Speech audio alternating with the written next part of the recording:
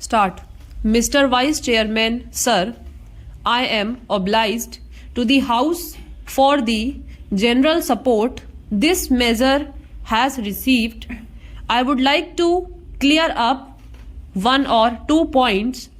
I would begin by saying that this act, when it was passed and as it stands today on the statute book, is intended only to regulate and control industries.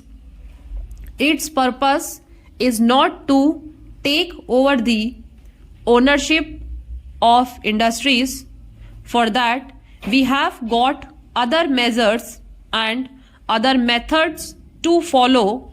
The limited purpose here is this: wherever industries appear to be going wrong and wherever, because of the mismanagement or bad management, public interest is affected or production has gone down, in such cases there is provision for government to take them over for a period and manage them.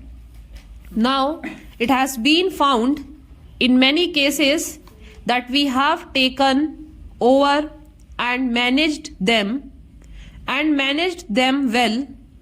I would like to point out that there are many very good examples where industries which a little while ago were going down have prospered under government management and control, and in this period the government has never used its power indiscriminately.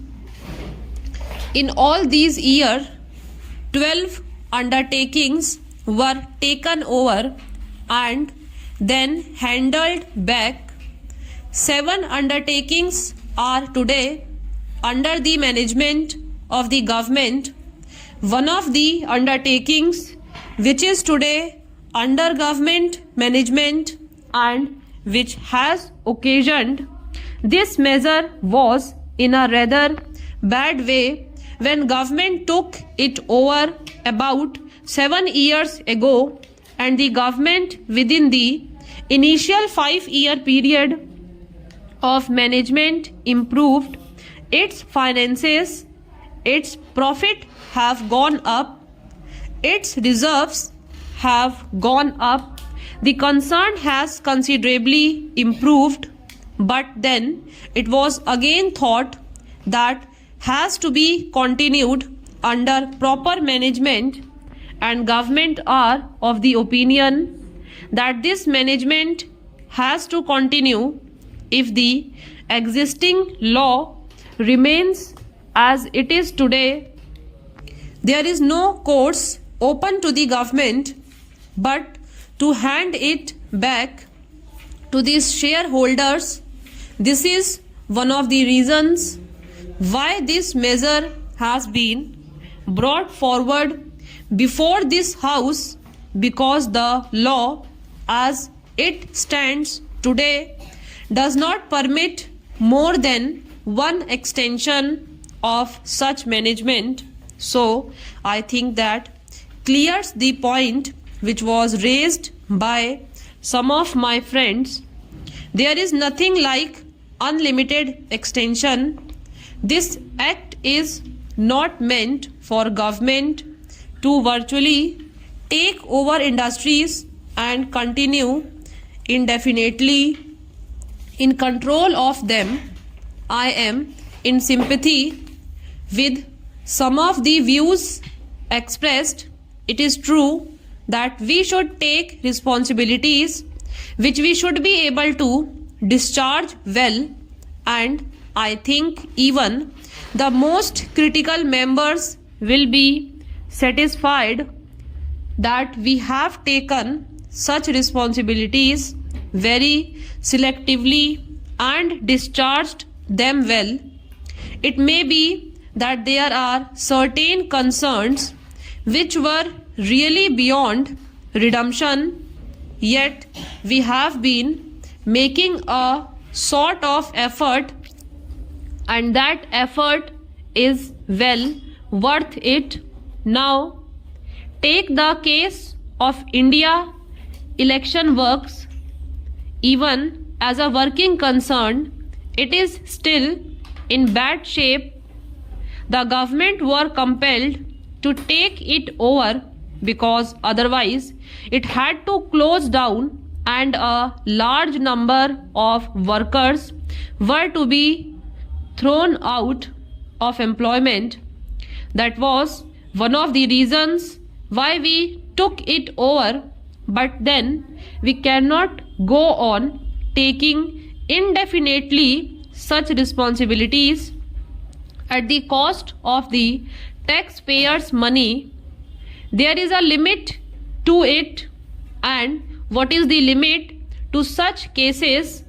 My only intention is that to the best of its capacity, whatever is possible, the government should try to bring about improvements, and this provision or one extension alone should not stand in the way.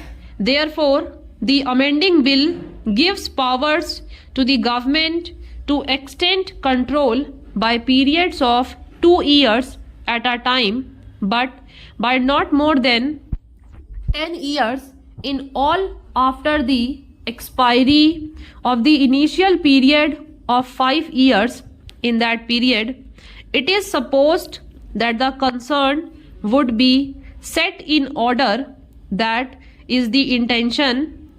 I am sure that this amendment will be helpful both to the private industry as well as to whatever the government does in such cases. It is desirable in every way. The honorable member referred to various companies which were mismanaged. I know of many cases, but my own and government policies is that they should take responsibility in such matters after careful scrutiny and examination, and that meets the point raised by some other friends too. We should not take over such responsibilities indiscriminately. We are careful, and once a responsibility is taken, the intention is to perform it well.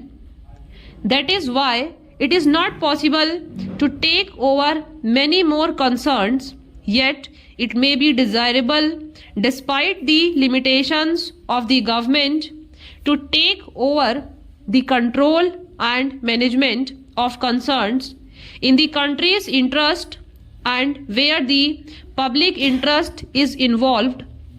The government cannot simply plead that its hands are full. We cannot shirk that responsibility when public interest is involved. I can assure the House that we shall not hesitate to serve the public interest.